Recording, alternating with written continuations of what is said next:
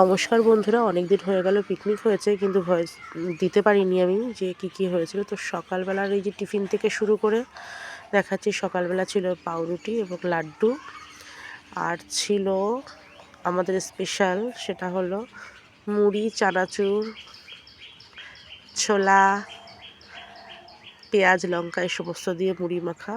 তো ওটা আমাদের স্পেশাল টিফিন থাকে প্রত্যেক বছরই। আর এই যে চলে আসি দুপুরের খাওয়া দাওয়া।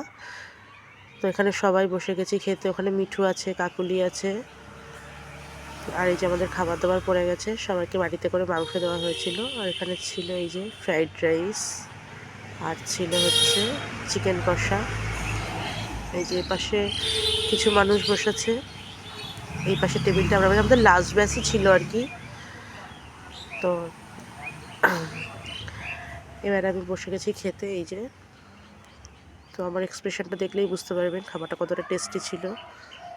তো দারুণ ছিল। আর এরপরে ছিল চাটনি, পাঁপড়, আর ছিল একটা করে গোলাপ জামুন। তো কেমন লাগলো ব্লগটা অবশ্যই জানাবেন। Tata, thank you.